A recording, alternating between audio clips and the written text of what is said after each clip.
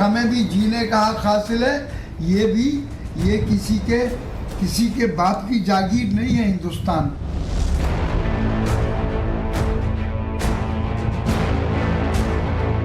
और मुसलमानों के साथ जो जुल्म और ज़्यादती हो रही है और मस्जिदों को तोड़कर मंदिर बनाया जा रहा है।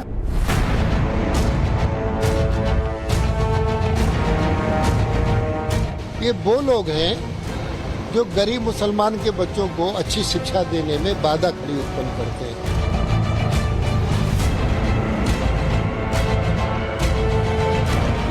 हम मुस्लिम समाज के गरीब बच्चों को आईएएस, आईपीएस, इंजीनियरिंग, डॉक्टर, वैज्ञानिक बनाकर मुख्य धारा में जोड़ने का ये प्रयास है।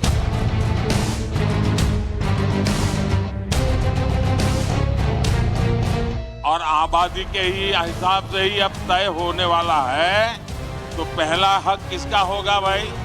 तो क्या अल्पसंख्यकों को कांग्रेस हटाना चाहती है क्या?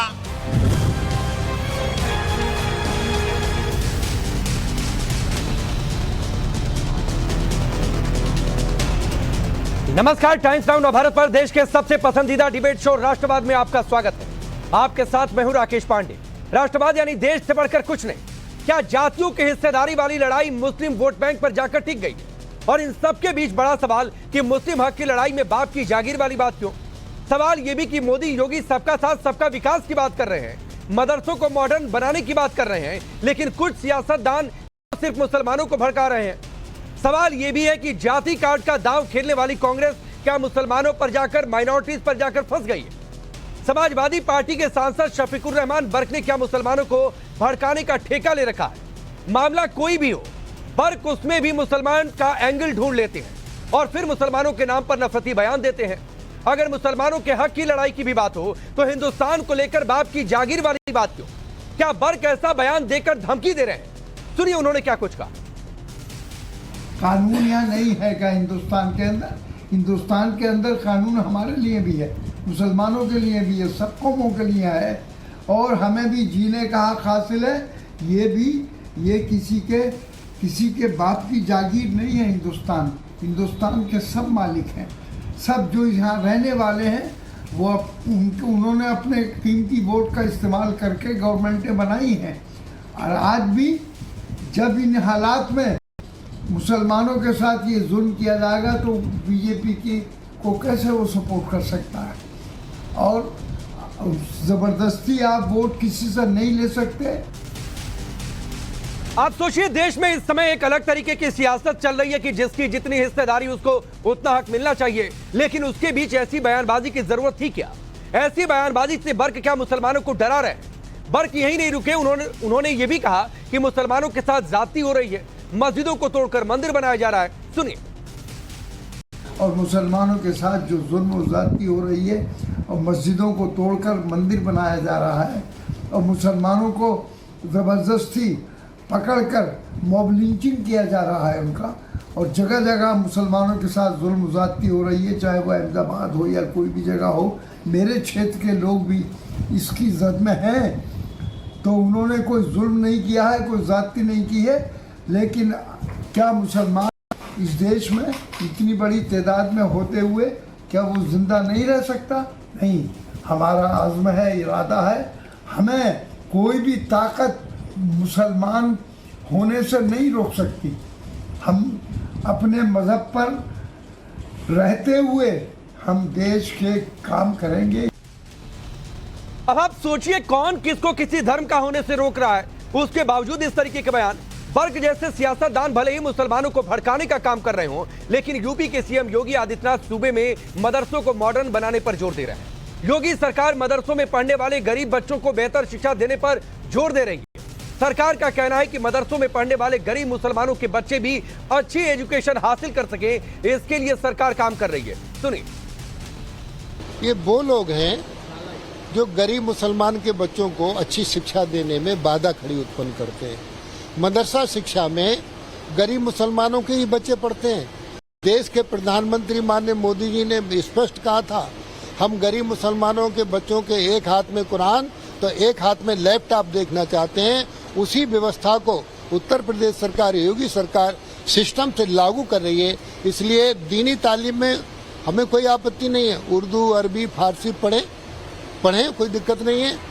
जो मुल्ला मौलवी बनाना चाहते हैं वो बनाएं, लेकिन हम मुस्लिम समाज के गरीब बच्चों को आईएएस, आईपीएस, इंजीनियरिंग, डॉक्टर, वैज्ञानिक बनाकर मुख्य धारा में जोड़ने का ये प्रयास है।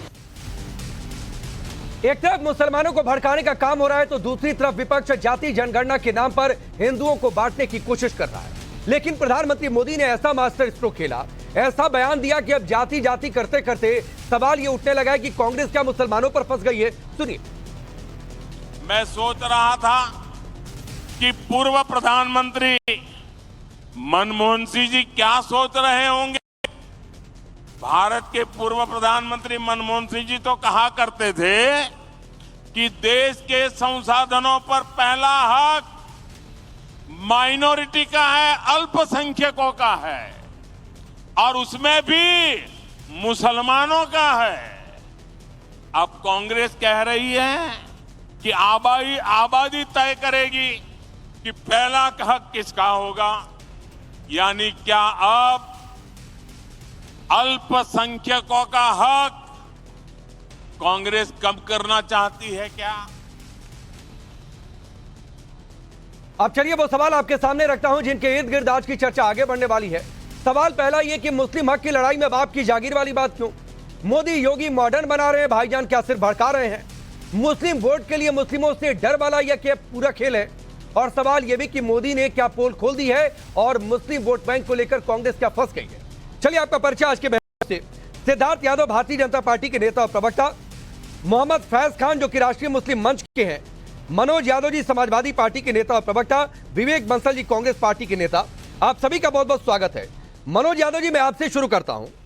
सवाल इस समय जातियों को लेकर है, उनकी हिस्सेदारी को लेकर है, उसको लेकर देश की सियासत में तमाम तरीके की चीजें हो रही हैं, लेकिन इसके बावजूद देखिए पैरेलली लड़ाई है क्या कि अपनी पार्टी से एक दो नेताओं को खड़ा कर दिया जाए, वो मुस्लिमों को भड़काने वाला स्टेटमेंट देते रहे जो बर्क ने कहा।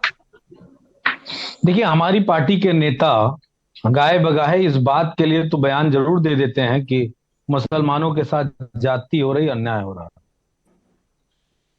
लेकिन राकेश जी, मेरा इतना लंबा समय बीत गया आपके साथ डिबेट करते हुए, मैंने कभी आपको दुर्भाग्यपूर्ण लगा। आवाज आपकी कट गई थी मनोज यादव जी, और ये बात जरूर कहनी चाहिए, कट गई थी, फिर से रखिएगा अपनी बात, मैं नहीं सुन पाया आपकी बात। आपको मेरी आवाज आ रही है? हाँ, अभी आ रही है। कहा हूं कि आप सबका ही तो लड़ते हैं। हाँ, आप सबकी लड़ाई करते हैं राकेश। जब इस देश के मुसलमानों पे अत्याचार होता है, नाउ भारत कभी राकेश पांडे जी भी मुसलमानों की तरफ खड़े नजर नहीं आते। पूर्ण लगता है मुझको, हमारे उन तमाम सारे धर्म के लोगों जिन पे अत्याचार होता है, उनकी लड़ाई हम लड़ते हुए चले आ रहे हैं। और हम लड़ाई तो दीक्षित परिवार की भी लड़ रहे थे राकेश जी, जिनको योगी के प्रशासन ने जिंदा जला दिया था कानपुर में, उनकी भी लड़ाई हमने लड़ी थी। लेकिन उस दिन मुझे याद है कि उस दीक्षित परिवार के लिए पूरा मीडिया लड़ रहा था। लेकिन अगर किसी मुसलमान की लिंचिंग हो जाती है, किसी प्रेम यादव की हत्या हो जाती है और उसके घर पे बुलडोजर चलता है, लेकिन उसके बावजूद भी उनकी आवाज में आवाज बनता। मनोज यादव जी, आपने व्यक्तिगत मेरी बात की है, ये सही है, आपके साथ लंबे समय से डिबेट कर रहा हूं।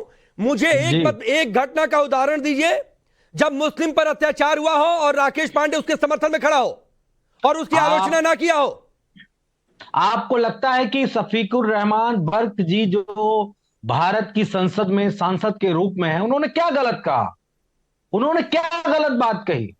क्यों नहीं उनके जज्बातों को आप समझते हैं? आपका चैनल क्या जज्बात? क्यों? बर्क साहब कह रहे हैं कि कोई भी ताकत मुसलमान होने से नहीं रोक सकती है। कौन उनको रोक रहा है भाई मुसलमान होने से? कोई भी नहीं रोक सकती है। आपको अपने धर्म का पालन करने से कौन रोक रहा है?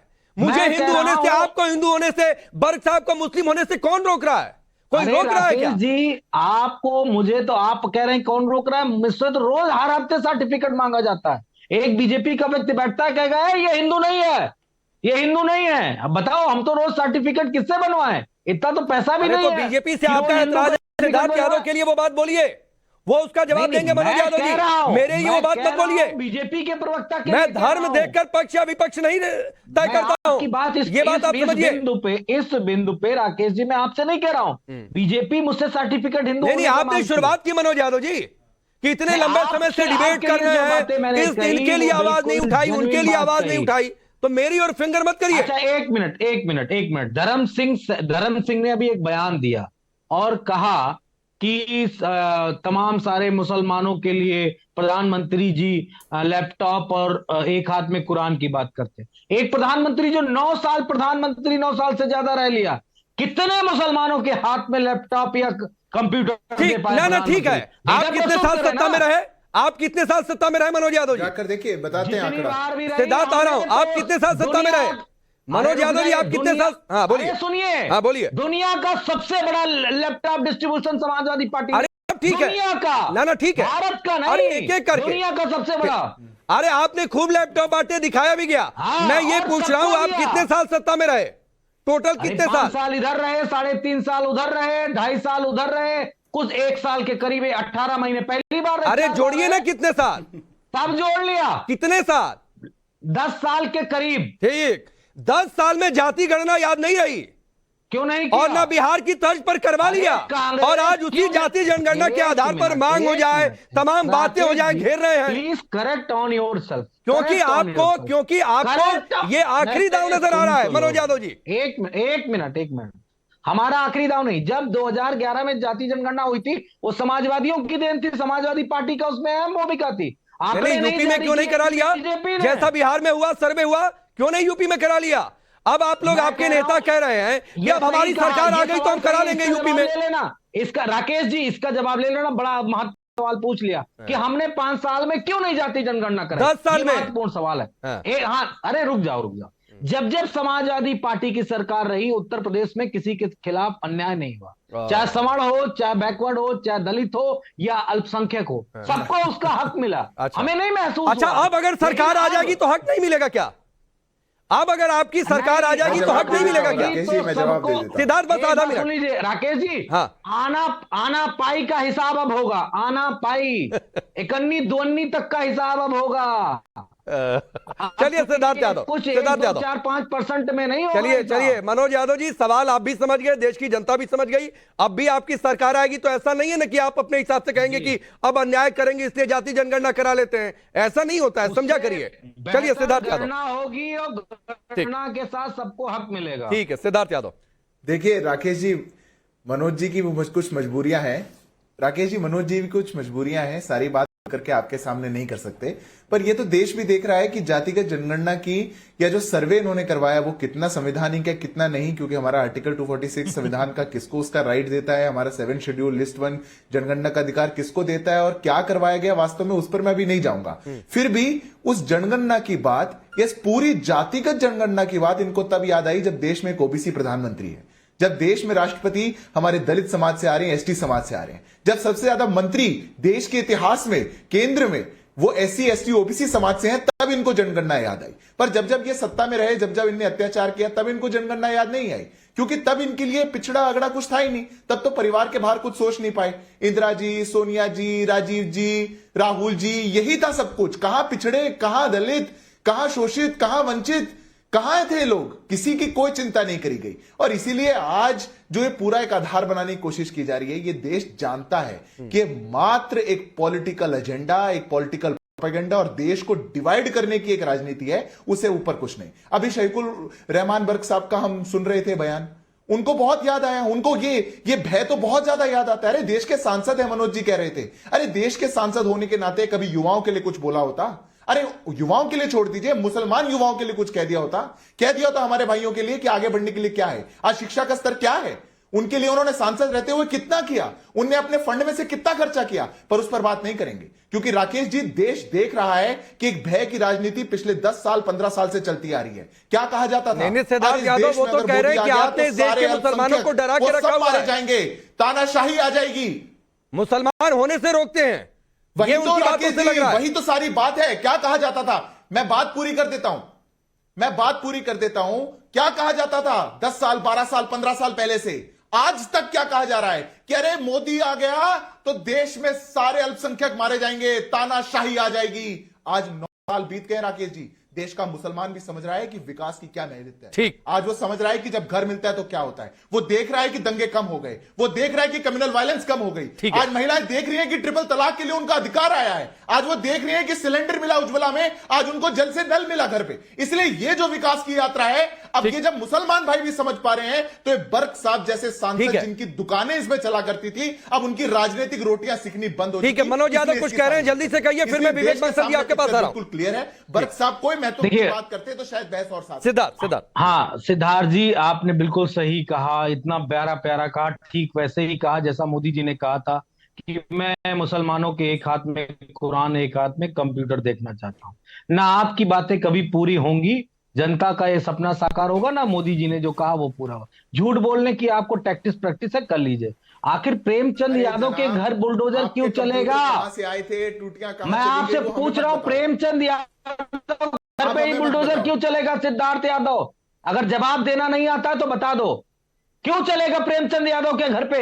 उसके घर का भी तो व्यक्ति मरा, बुलडोजर चले तो देवरिया में दोनों घरों पर चलना चाहिए। अपराधियों को संरक्षण नहीं दिया जाता, नहीं दे हमारे यहाँ पाओगे ना, दूसरों की जेलों में नहीं रखा जाता, उनकी खातिर नहीं दी जाती। हमारे यहाँ अपराधियों को बिल्कुल अपराधी की तरह माना जाता है। पिछड़े होके पिछड़े के साथ अन्याय करते हो, शर्म नहीं आती है? पिछड़े के साथ पिछड़े होके अन्याय करते हो, ठीक वैसे जैसे मोदी पिछड़े हैं, लेकिन उसके बावजूद भी पिछड़ों के साथ अधिकारों के साथ खिलवाड़ खेलते हैं। मुझे शर्म आती है आप पे। ईश्वर के पिछड़े के घर में जन्म दे दिया, आपकी सोच तो सामंतवादी है, जो सामंती सोच का व्यक्ति है उसको पिछड़ा नहीं होना चाहिए, वो बड़ा खतरनाक होता है। इस वेरी डेंजर पर्सन, जो सामंती सोच का होता है सिद्धार्थ यादव जी, वो बड़ा खतरनाक होता है। आप पिछड़े होके सामंती सोच के हैं। मैं आगे बढ़ता हूं और ये बड़ी दिलचस्प चीज है। रुक जाइए सिद्धार्थ और मनोज यादव जी, रुक जाइए, ये बड़ी दिलचस्प बात है। वरना अगर कोई और प्रवक्ता होता बीजेपी से तो मनोज यादव जी आगे पता नहीं और क्या कुछ कहते। ये तो ठीक है कि एक ही पिच पर दोनों लोग खेल रहे हैं। विवेक बंसल जी, जो प्रधानमंत्री मोदी ने कहा माइनॉरिटीज का पहला हक, खास तौर पर मुसलमानों का, जो मनमोहन सिंह ने बात कही थी, इसको लेकर बहुत बातें हुई हैं। एक बार फिर से यह बयान केंद्र में है, फंस गई है कांग्रेस इस पर। देखिए, आज मैं ये कहूं कि वर्तमान जो सरकार है या उसके नेता या हमारे देश के प्रधानमंत्री इस बात में पारंगत हैं कि कोई भी अगर विमर्श होता है उसको अल्पसंख्यक और बहुसंख्यक की तरफ बड़ी दक्षता के साथ मोड़ते हैं। और आज भी लोकतंत्र क्या है? बेसिकली लोकतंत्र मौलिक रूप से है कि जिसकी संख्या भारी हो उसकी सत्ता हो, यानी जिसके नंबर ज्यादा हो। आज अगर ये बात उठ रही है, आज सबको मुख्य धारा के सबका प्रतिनिधित्व हो, जिसकी संख्या जैसी है, अगर जनगणना कराई गई है तो उसमें ये बात आ गई कि साहब अल्पसंख्यकों का आज तो बड़े हितैषी हो गए हमारे ये भारतीय जनता पार्टी आज जो देश में और जो मुख्यमंत्री आदरणीय प्रधानमंत्री जी जिसका नेतृत्व कर रहे हैं कि बहुसंख्यकों की अल्पसंख्यकों की सबसे बड़ी हितैषी हो गई। ये मुझे देख के आज जो कांग्रेस पे तुष्टीकरण का आरोप लगाती थी, सुबह शाम ये गाना आज वो अल्पसंख्यकों के हितैषी हो गए, अल्पसंख्यकों को चेतावनी आगाह कर रहे हैं कि साहब आपके हक को मारा जा रहा है। और उस समय जब आदरणीय तत्कालीन प्रधानमंत्री डॉक्टर मनमोहन सिंह जी ने जब ये कहा था तो किस तरीके से उसको मोड़ा गया था कि आज तो बहुसंख्यक समाज के साथ आज बिल्कुल उसका अनादर किया जा रहा है और अल्पसंख्यकों को प्राथमिकता दी जा रही है। आज ही उस वक्तव्य को किस ओर मोड़ दिया गया है, इसमें इस बारे में तो कुछ कहा जाए। नहीं ठीक है, मैं आऊंगा सिद्धार्थ, थोड़ा सा वक्त कम है। फैज खान, कांग्रेस के नेताओं के दर्जन भर स्टेटमेंट हैं जो तुष्टीकरण वाले की ओर इशारा करते हैं, उसके बावजूद विवेक बंसल जी की बात। बिस्मिल्लाहिर्रहमानिर्रहीम रब्बी इश्रह ली सदरी व यस्सिर ली अमरी वहलुल उक़दतन मिन लिसानी यफ़क़हू क़ौली। मैं मोहम्मद फैज खान 5 वक्त की नमाज पढ़ता हूँ, टोपी पहनता हूँ, रोजा रखता हूँ, हज को जाता हूँ। मुझे इस भारतवर्ष में पूरी स्वतंत्रता है। ये शफीकुर रहमान बर्क, कांग्रेस के नेता, ये बंसल जी जो कुछ भी कह रहे हैं, मुसलमानों को भड़काने वर्गलाने के लिए कह रहे हैं, मैं मोहम्मद फैज खान, आप सर्च कर लीजिए। 15,000 किलोमीटर पूरा देश पैदल चला हूं, 30 महीने पैदल चला हूं, 80% टाइम मंदिर मठों में रुका हूं। मुझे किसी ने मुसलमान होने के कारण एक कंकर भी नहीं मारा, एक थप्पड़ भी नहीं मारा, सबने मेरा स्वागत किया। ये झूठा प्रोपेगेंडा फैलाना बंद कीजिए कि भारत में मुसलमान असुरक्षित है। पूरी दुनिया में मुसलमान कहीं सबसे ज्यादा सुरक्षित है तो वह भारत देश में है। मुसलमानों के साथ यहाँ कोई जुल्म ज्यादती नहीं हो रही है, मस्जिद तोड़कर मंदिरें बनाई जा रही है, बिल्कुल झूठ।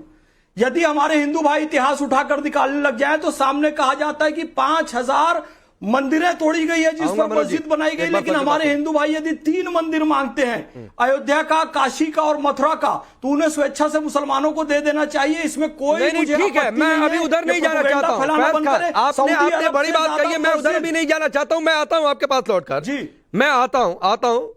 रंगरेज भी हमारे साथ हैं। रंगरेज, आप मुस्लिम हैं, किसी ने आपको रोका है मुसलमान होने से, हाँ या ना? नहीं, ये जितनी देखिए राकेश जी, किसी को कोई नहीं रोक रहा, मगर एक बात आपको भी समझनी पड़ेगी और इस सारे लोगों को भी समझनी पड़ेगी, मुसलमान होने का कैसे उनको, मुसलमानों को टारगेट किया जा रहा है, कैसे उन पर अगर कोई घटना हो जाती है तुरंत उसके बाद बुलडोजर की कार्रवाई उनके खिलाफ हो जाती है। और लव जिहाद से लेकर लैंड, अरे तो अपराधी होगा तो होगी भाई। जिहाद लोगों के, हमारे मुसलमानों दूसरे धर्म के लोगों के घरों पर बुलडोजर चला है भैया, विकास दुबे को भी मारा गया है। खान साहब, आपका वक्त नहीं है, जब आपका वक्त था आप बोले थे बहुत अच्छा। अब मेरी बात सुन लीजिए, अजय कुमार टैनी, चिम्मी आनंद और इतने सारे हैं, उनके ऊपर बुलडोजर की कार्रवाई क्यों नहीं हुई? उन्होंने किसानों को रौंद दिया, लोगों को मार दिया, लड़कियों के साथ बलात्कार किया, उन पर कार्रवाई क्यों नहीं हो रही बुलडोजर की? मगर ये खास तौर पे मुसलमानों को टारगेट इसलिए किया जाता है क्योंकि मुसलमान, आज बताइए कैबिनेट में, मोदी जी की कैबिनेट में एक भी मुसलमान कैबिनेट में। अरे रंगरेज भाई, एक तो कैबिनेट पर चर्चा नहीं हो रही तो मत उधर चर्चा करिए, वरना फिर वो बात बहुत दूर तक जाएगी। टॉपिक पर रुके रहिए। आपने कहा कि मुसलमान होने से आपको किसी ने रोका नहीं, फिर भी आप कह रहे हैं मुसलमानों को टारगेट किया जा रहा है, मतलब कुछ भी बोलते जाएंगे। अरे सुनिए, अगर इतनी चिंता सबके साथ, सबके विकास और सबके विश्वास की है तो रघुनाथ मिश्रा और सच्चर कमेटी की सिफारिश को लागू करते हैं ना बीजेपी, सब मुसलमान वोट देंगे बीजेपी को। चलिए रुकिए मनोज यादव जी, आप कुछ कह रहे थे, फिर सिद्धार्थ आपके पास आ रहा हूं। देखिए, मैं फैज खान जी ने एक मंत्र अपना मुस्लिम समाज का जो भी पढ़ा होगा तो मैं भी पढ़े दे रहा हूँ, ओम भूर्भुवस्सुवः तत्सवितुर्वरेण्यं भर्गो देवस्य धीमहि धियो यो न प्रचोदयात्। मनोज यादव जो कुछ कहेंगे, मैं भी हिंदू, सनातनी हिंदुओं सब कुछ नहीं कहेंगे। बजरंगबली की जय, राधे राधे कृष्णा। अब ये बोल के अगर सत्य बोला जाता है तो हमने ये भी बोल दिया और ये भी सत्य है। नहीं, वो बोल रहे थे ना, फैज खान जी बोल रहे थे कि वो जो कह रहे सच कह रहे, उनकी आंखें नहीं बटन है, उनको दिखता ही नहीं। हमारे साथी ने कहा, ना कुलदीप सेंगर के घर बुलडोजर चला, ना अजय मिश्रा टेनी के घर चला, ना सांसद जो ब्रजभूषण पूरा देश पैदल चला हूं। अरे मैं 50,000 की बात नहीं बोल रहा हूं, चलोगे झूठ के लिए चलोगे। मोहम्मद फैज खान 15,000 किलोमीटर पैदल चला 30 महीने में, तब बोल रहा है छाती ठोक के। मैं श्राप दे देता हूं तो इंसान चल नहीं पाता है, दिव्यांग हो जाता है, इसीलिए मुझसे श्राप मत लेना। मैं बड़ा सच्चा व्यक्ति हूं, मैं झूठ नहीं बोलता हूं टीवी डिबेट में, जो कुछ कहता हूं। कर्म सिद्धांत जानते नहीं हो आप, लगता है कर्म सिद्धांत जानते नहीं हो। अरे मुझे एक मिनट में रोकता हूं, रुकिए मनोज यादव जी, ये तो अभी तक हम लोग ठीक है, कलयुग में भी कोई इतनी किसी के अंदर तपो शक्ति आ जाए कि वो श्राप दे दे, उसका श्राप फलीभूत हो जाए। गजब, मतलब लग रहा है कि कॉमेडी के शो में बैठे हुए हैं। नहीं, लग रहा है कि आप कॉमेडी के शो में बैठे हुए हैं और ये कोई इंटरटेनमेंट चैनल है। मैं पढ़ता हूं ना, ठीक है, चलिए सिद्धार्थ यादव जवाब दीजिए, समय कम है। रुक जाइए प्लीज, अभी कोई नहीं बोलेगा, रुक जाइए प्लीज, सबकी आवाज डाउन है। Siddharth Yadav 30 second, sharp 30 second. Rakesh ji, देखिए बहुत कमाल की बात है, और ये जो जैसा शासन इन्होंने चलाया वैसा एक परिचय मनोज जी टीवी पर दे रहे हैं। इस प्रकार की गुंडागर्दी नहीं करनी चाहिए। मैं श्राप दे दूंगा, विकलांग हो जाओगे, किस प्रकार की भाषा है? और शायद यही कर करके तो आप देश में आज तक दलितों को, वंचितों को, शोषितों को, पिछड़ों को दबाते आए अपने जहां पे आपका राज रहा। आपको कभी पिछड़ों की इतनी चिंता थी तो एनसीबीसी लागू कर ना, हमारी सरकार ने national commission for backward classes लाए, हम लेकर के आए एम्स में उनके लिए, हम लेके आए ओबीसी के लिए मैक्सिमम स्कॉलरशिप्स। आपने जब सत्ता करी आप कभी नहीं लेकर के आए। आपने क्या किया, कहां से टूटियां निकाली, उस पर मैं ज्यादा नहीं जानता। चलिए अभी यही आज ठीक है, अभी यहीं रोकना पड़ेगा, आज वक्त थोड़ा कम है। आप सभी का बहुत बहुत शुक्रिया,